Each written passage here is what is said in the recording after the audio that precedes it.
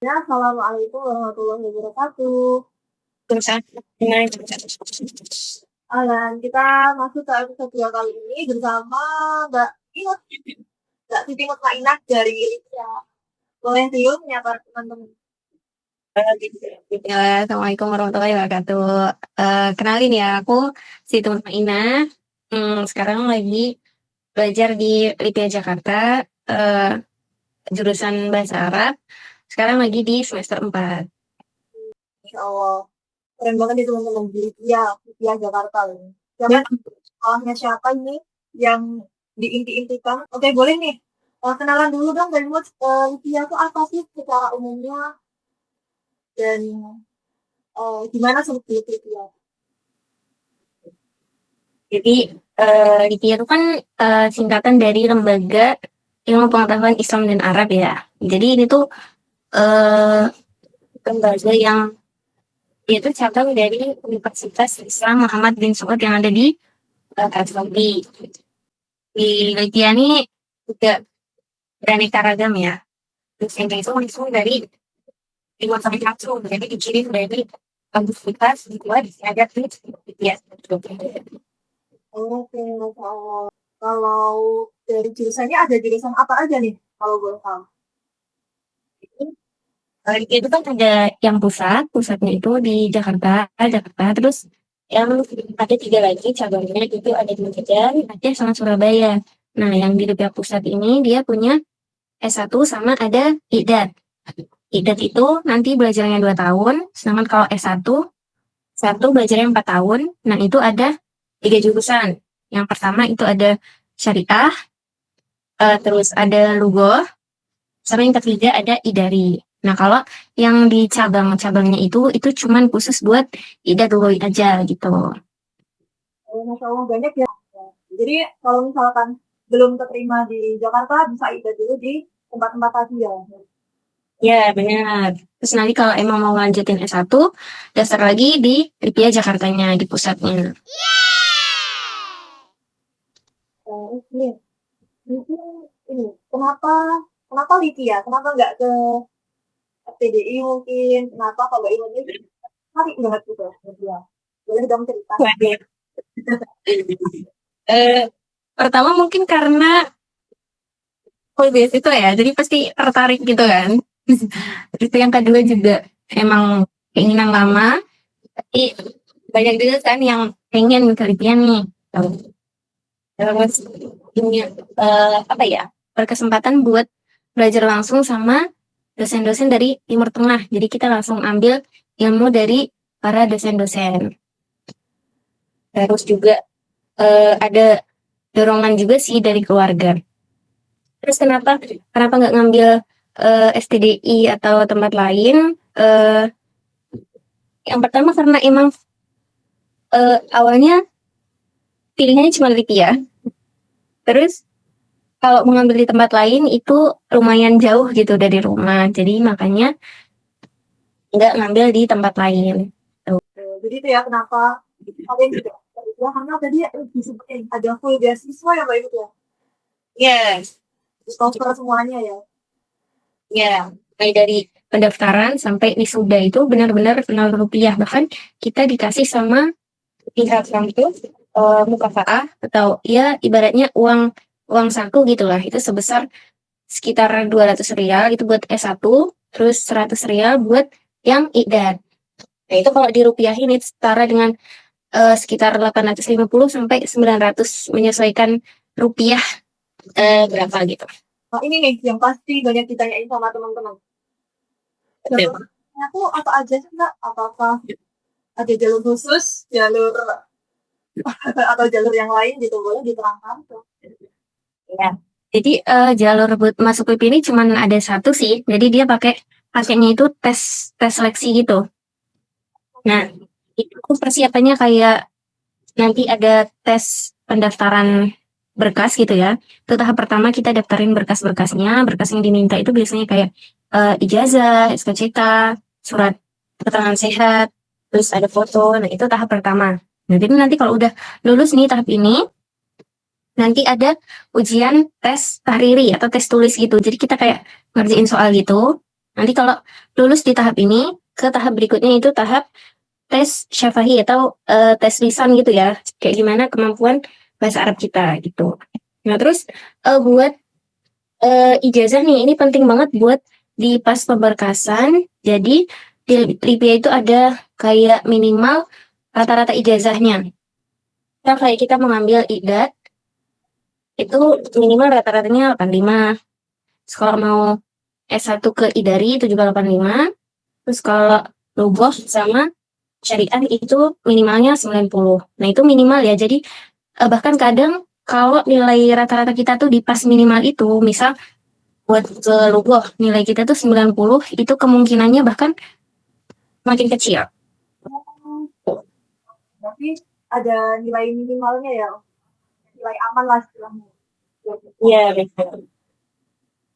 Itu penting banget buat di pemberkasan karena nilai itu nanti menentukan kita lolos nggak ke tes tulisnya gitu. Berarti memang krusial tuh dari pemberkasan itu emang harus diperhatikan. Iya, benar. Ya kalau boleh tahu pas pemberkasan ini apakah boleh bahasa Indonesia ataukah harus bahasa Inggris atau bahasa Arab gitu? Kalau buat berkas sih dia nggak wajib gitu ya. Yang penting ijazah, ijazah itu kadang tuh kan kita juga punya ijazah negara atau ijazah pondok gitu ya. Jadi kita terserah nih mau ambil yang mana, cari aja yang rata-ratanya paling gede buat SKCK, sama surat-surat lain itu tetap dengan bahasa Indonesia aja. Oh, berarti yang berbahasa Arab tuh takutnya ada yang paling. Iya. Oh ya, sama tadi kan katanya ada tes tulis dan tes tulisan ya. Kalau tes ini tuh ada kisi-kisinya nggak sih? Kalau boleh dong di skill sedikit biar nggak terbiasa. Oh iya juga ya. Biasanya sih kalau ya ini kayak ibaratnya kepersiapan buat tesnya gitu ya. Kita nyiapin apa aja. Jadi sesuai sama jurusan yang bakal kita ambil. Misal kita mau ngambil syariah nih. Jadi kita harus mempersiapkan kayak mulai dari pelajaran tauhid, terus tafsir, terus fikih dan lain-lain kayak gitu. Kalau lugol itu biasanya dia lebih ke nahwu sorof, terus juga ada tarikh adab gitu. Jadi kayak tentang syair-syair gitu. Oh, berarti untuk ini ya kayak yang sekitar semuanya sekitar lugu itu pasti masuk sama yang syariah. Iya. Fikih akidah gitu juga Kak. Iya, itu lebih ke syariah. Kalau lughah itu kebanyakannya ya tentang ilmu-ilmu bahasa gitu lah. Itu untuk yang tes tulisnya Mbak. Ya. Kalau untuk yang tes tulisannya masih juga sekitar itu sama ya berarti ya. Cuman dalam bentuk tulisan sama bagaimana? Benar sih masih sama. Cuman mungkin kayak kita lebih mempersiapkan tata bahasa kita nanti nih kan yang uji itu kan langsung dosen dari ya mungkin ada dosen dari Arab, ada dosen dari Indo juga nih. Jadi kita harus persiapin bahasa kita, penyusunan bahasanya kayak gimana, gimana cara ngomong sama dosen, kayak gitu. Terus ada juga syarat hafalan itu minimal 5 juz. Kadang tuh kan nggak semua dosen itu ngetes hafalannya ya, kadang cuma ditanya berapa jumlah hafalannya, kayak gitu. Jadi nggak semua dosen pas ngetes syafahi itu ngetes hafalan. Jadi tergantung dosennya ya. Kita dapat yang ada. Oh, maaf. Benar, tergantung lagi. Oh iya nih, mungkin banyak teman-teman yang ini tuh sebenarnya langsung atau apa ya offline atau online sih dari tes apa pemberkasan sampai ke tes lisan dan ujian itu apakah offline semua atau online semua atau bagaimana? Ini perlu dijelaskan. Jadi kalau pas pemberkasan itu ya secara online aja. Jadi ada kita kirim ke websitenya gitu. Itu berkas-berkasnya dikirim secara online. Nah, sedangkan kalau tes tulis atau syafahi itu biasanya menyesuaikan sama pihak kampus. Kadang offline, kadang juga online. Jadi mengikuti keputusan kampus. Berarti tergantung kampusnya di mana gitu. Ya, kadang ada juga eh, untuk wilayah Jabodetabek itu tesnya secara offline. Terus untuk wilayah lain di luar dari Jabodetabek itu online gitu. Tapi kembali lagi ke keputusan itu. Biasanya tiap tahun itu beda-beda. Tahun kemarin itu tesnya offline.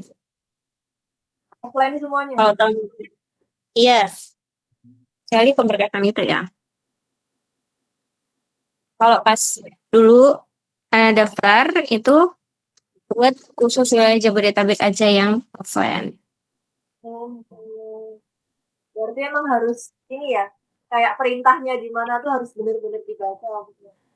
Iya benar, karena Livia ini juga dia kadang ngasih jadwal itu mendadak. Jadi kadang kita nggak tahu tiba-tiba hari ini tesnya kayak gitu. Jadi nggak bisa diprediksi. Kalau kayak buat temen-temen misal di pondok megang HP itu susah gitu ya. Itu sih harus ngecek terus, ngecek tiap hari mungkin gitu. Nggak bisa diprediksi. Ya, tapi ya berdoa aja teman-teman, nggak usah takut, nggak usah overthinking, nggak sih Mbak Imut. Kalau misalkan sudah apa ya, sudah apa takdirnya teman-teman di situ, ya insya Allah bakal dipermudah gitu. Iya benar. Kalau bakal Kita boleh lanjut nih Mbak Imut. Fun fact tentang Livia nih, atau culture shock pas misalkan pas awal masuk Livia tuh apa? Jadi cerita dong. Kalau culture shock apa ya? Mungkin agak kaget di bahasa sih sebenarnya ya. Karena mungkin kita dulu di pondok itu kadang nggak gunain bahasa Arab dengan baik kadang gitu kan. Nah, terus tiba-tiba di kampus ketemu sama dosen yang ngomongnya tuh full Arab dan ada beberapa dosen itu yang ngomongnya emang cepet gitu. Jadi rada shock gitu ya. Nah, ini lumayan susah sih pas awal-awal itu karena masih belum belum apa belum bisa beradaptasi sama bahasanya gitu. Susah. Itu culture shocknya sih. Rada shocknya gitu ya. Kalau fun fact-nya sih eh Lipia itu sebenarnya nggak nyediain asrama.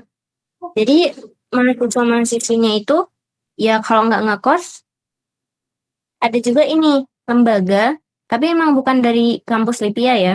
Itu emang yang mereka tuh ngebuka pendaftaran asrama buat siapa yang mau tinggal di asrama. Nah, itu nanti ada tesnya lagi, ada seleksinya lagi. Nah, selain itu biasanya mahasiswa-mahasiswi di sini ngekos semua. Oh, berarti ini ya persiapan baju juga buat ngekos di luar kampusnya gitu ya. Ya, kadang tuh nyari-nyari kosnya itu pada kesulitan sih. Oh, boleh nih teman-teman mulai ini ya mulai nyari kos juga dari sekarang. Kayak lihat-lihat lah istilahnya buat BPJS aja. Ya, betul. Oh ya Kak, boleh tanya kalau yang dari lembaganya itu apakah juga gratis atau juga bayar kayak kos biasa? Kalau ada yang berminat ke sana. Eh, apa gimana? Maaf. Kalau misalkan yang tadi kan katanya ada lembaga yang terima kayak asrama gitu ya, tapi bukan dari dia. Nah, itu apakah dia juga bayar seperti yang kos pada umumnya atau gratis? Atau di sana emang sengaja yayasannya itu menyediakan buat menghadapi dia? Ada beberapa yang gratis, emang disediain gitu. Tapi ada juga yang bayar. Oh, berarti tergantung ya kita dapat apa yayasan atau lembaganya. Benar. Itu ya teman-teman diperhatikan. Jadi kita nggak cuma mempersiapkan dokumen, lalu persiapan tesnya juga, tapi juga mulai cari-cari tempat tinggal dan akses. Cari wilayah yang gak banjir, jangan lupa. Karena daerah Jakarta ini kan rawan banjir ya. Jadi harus diiniin juga tempatnya apakah rawan banjir, terus berapa jaraknya ke kampus kayak gitu. Harus dipertimbangkan. Betul betul. Oh ya Mbak Imut, terkait perjalanan ke kampus nih, biasanya kampus tuh masuk jam pertama itu jam berapa nih? Nah, ini nih. Jadi eh mungkin enaknya juga sih kalau menurut Anda ya. Itu jadi Livia itu punya jam yang pasti. Ada dibagi jadi dua, ada mahasiswa, mahasiswi Sobahi sama Masai. Nah, yang Sobahi ini dimulainya di jam 7 sampai sekitar jam 11. Nah, ini khusus buat mahasiswa, mahasiswi idat sama syariat. Betul, jadi mereka kuliahnya pagi. Terus kalau yang Masai, Masai itu buat mahasiswa, mahasiswi luar sama Idari. Jadi waktunya itu udah pasti gitu. Nah, kalau yang sore itu dari setengah 1 kira-kira sampai setengah 6 sore itu. Oh, oh, berarti ada pembagian ini ya, dan itu udah pasti gitu terus nggak akan berubah. Ya benar. Jadi nggak akan kita bingung-bingung nih kuliah jam segini, jadwalnya jam segini gitu. Nah, itu ya teman-teman bisa dipertimbangkan lagi mau ambil yang mana nih antara itu karena apa namanya mempengaruhi jadwal masuk juga dan juga pertimbangan lain-lain. Jadi nggak usah sedih, nggak usah. Ya, Lalu oh ya Imut, aku lupa nih tanya. Eh, apa ya tadi? Oh, waktu pembukaan ideal Olivia tuh apa ya Imut? Kalau boleh tahu biasanya. bukan pendaftaran ya. Ya, oh, pembukaan pendaftaran. Pembukaan pendaftaran itu biasanya, nah jadi ini, VPN ini emang kampusnya nggak pasti. Nah, tapi biasanya emang pembukaan pendaftaran itu di bulan April, April sampai Mei antara itu. Tapi itu jadwalnya sesuai sama penelitian lagi. Karena mereka ini nggak pasti gitu kan. Sama kalau akhir tahun biasanya sekitar November, November atau Oktober. Tapi kadang di Oktober atau November itu kampus itu cuma ngebuka kalau di Lipia Pusat nih kadang dia cuma ngebuka pendaftaran buat idat sama syariah gitu. Karena kayak udah ngambil mahasiswa di yang pas April Mei itu. Jadi di Lipia itu ada kayak namanya Tarobus. Tarobus itu ini sebenarnya keterima nih, udah keterima di bulan April atau Mei itu. Tapi dia dapat masuk di semester depannya gitu. Nah, itu namanya tarobus kalau di Indonesia. Berarti emang ini ya, nggak tentu juga, tapi juga apa namanya ada pola-pola tertentu kan kapan bukanya gitu tetap ada. Ya. Oke, mungkin ini nih ada yang teman-teman apa namanya bingungin kayak belajarnya tuh gimana sih Mbak Imut gitu. Kelasnya tuh gimana sih gitu. Jadi gedung antara Ikhwan sama Ahwat itu kan beda ya. Tapi dosen itu ngajarnya di Ikhwan. Hanya yang di Ahwat itu kita pakai monitor gitu, monitor langsung. Jadi kita eh, walaupun nggak langsung sama dosen, tapi kita tetap masih bisa ikut aktif buat apa ikut diskusi, ikut bisa tanya jawab langsung sama dosen gitu. Cuman mungkin kadang ada terkendala kayak sinyal atau apa kayak gitu. Oh, Masya Allah. Berarti langsung secara apa ya? Kayak langsung gitu ahuan sama akhwat tapi beda gedung gitu ya Mbak Imut ya. Ya benar. Jadi kadang tuh kayak mikir kita offline tapi kayak online juga gitu. Oke. Keren sih ini, Masya Allah. Baru tahu. Jujur baru tahu. Boleh tanya dong Ya, Mbak Imut jadi ada contoh gambar klaster nggak sih sama area lingkungannya gitu? oh iya ada sih. Heeh. Ada ruang kelas, terus dia juga ada kantin kayak gini, terus perpustakaan, ini perpustakaan juga ini lumayan lengkap gitu ya, bahkan terkenal perpustakaan dengan buku bahasa Arab terlengkap se Asia Tenggara. Wow. Jadi, Lengkap loh se-Asia Tenggara ini siapa sih ya gak mau masuk? Tapi kalau diliatin terus bingung. Iya, Sampai referensinya bingung baca apa. Ada musola, musola itu disediain di lantai 1 sama di lantai 3 buat yang kuat. oh ya Mbak Imut, boleh tanya lagi nggak Mbak Imut? Ini ya, ada kegiatan ekskul ataupun luar kampus nggak yang bisa diikutin teman-temannya? Kan kadang kan kayak, ini takut bahasa Arab gitu kan, kayak nanti takut bosan atau takut apa gitu. Jadi dia diceritain. Kalau dari Mahat langsung sih sebenarnya nggak ada ya, nggak ada kayak organisasi kayak gitu juga nggak ada. Cuman ada di luar kampus itu ada kayak itu organisasi atau kadang ada yang ngadain kegiatan buat mahasiswa-mahasiswa dia kayak gitu.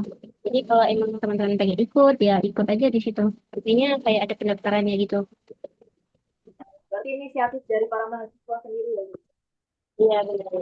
Jadi nggak ada kalau yang dari kampus. Cuman kadang kalau kampus itu paling ini kayak ngadain lomba olahraga kayak gitu kadang ada atau kadang juga ada lomba menulis nulis karya ilmiah bahas gitu terus juga kadang ikut serta berpartisipasi buat acara yang mewakilkan Saudi itu kayak hari kemerdekaan Saudi jadi karena kita tuh kan kampusnya ngikut Indo sama Arab ya. Jadi semua kegiatan kayak hari-hari nasional Saudi itu kita juga ikut gitu. Jadi kan itu kan ada acara apa. Nah itu kadang ada beberapa mahasiswa mahasiswi yang dipilih buat ikut andil di situ. Oh, gitu. Tuh, teman-teman nggak usah takut bosan ya. Tetap ada kok Ya, itu kan banyak acara. Apalagi tadi ya yang katanya ada hari-hari yang apa ya, hari nasional Arab gitu-gitu. Jadi pengalaman baru banget sih. Sama ini Mbak Imut itu apa namanya murid-muridnya itu kebanyakan atau emang harus WNI atau ada juga yang dari luar negeri juga atau bagaimana? kebanyakannya tuh kan emang WNI ya. Cuman ada berapa yang dari Timur Tengah juga. Bahkan mereka yang dari Timur Tengah malah ikut belajar di sini gitu. Jadi macam-macam. Gak cuma dari Indonesia aja. Menarik banget nih. Berarti nggak cuman teman-teman dari Indonesia, teman-teman juga bisa berkesempatan dapat belajar dari teman-teman luar negeri juga. Ya, oh iya, ada nih yang belum nih kayaknya mungkin ini penting ya. Dan mungkin banyak yang belum tahu IPK di Lipia itu beda dari kampus-kampus lain di Indo. Biasanya kan 4 kan. Kalau di Libya itu IPK-nya 5 maksimal. 5 ya berarti ya. Ada tesnya Iya, nggak kayak dinyatakan lulus tuh kalau IPK-nya berapa? enggak sih. Kalau misalkan ini kayak ada ini nggak? Misal dia itu IPK-nya, IP-nya dia tuh kayak jelek terus. Nanti bakal ada kemungkinan DPO atau enggak? Hmm, walau alam sih belum belum pernah dengar. Cuman nggak tahu ya apakah udah pernah kejadian atau belum. Cuman belum pernah dengar.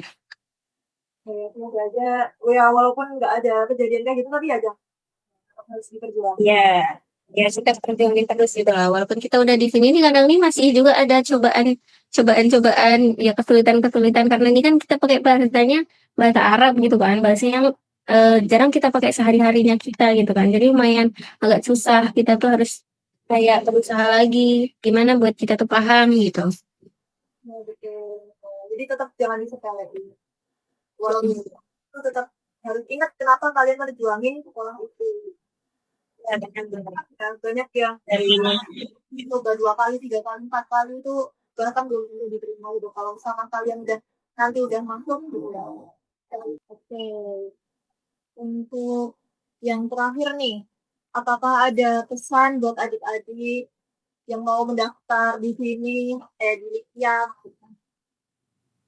dari ya, soalnya ya mungkin di lain dari berusaha sama doa pasti dan ya doa usaha sama tawakal itu sih ya udah kita serahin aja sama Allah kalau emang dia yang terbaik ya insya Allah Allah bakal kasih gitu kan kalau belum lokasi mungkin emang belum ditakdirin ke situ gitu. Mungkin ada tempat lain yang jauh lebih baik atau mungkin ada sesuatu yang pengen Allah hindarkan dari kita atau yang lain-lain gitu.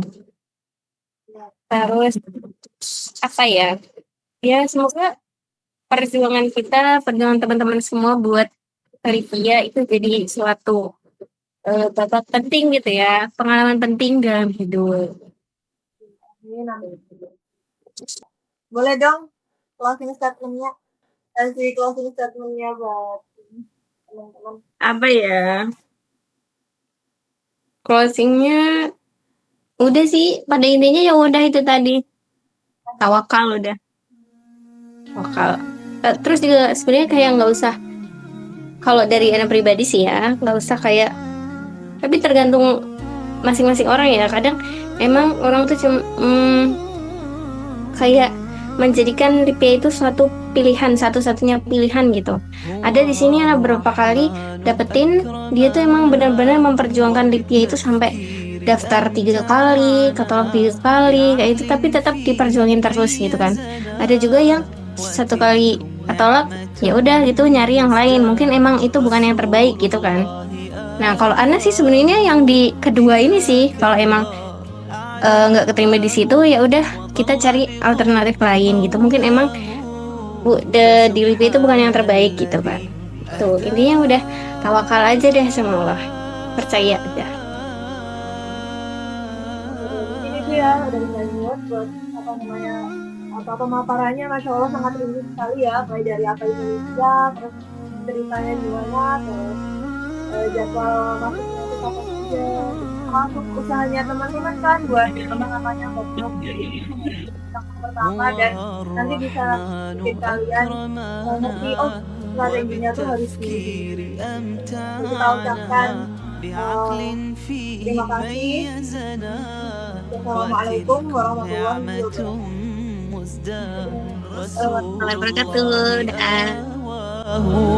بذاك الغار أعلاه وظل بقرب مولاه فسبحان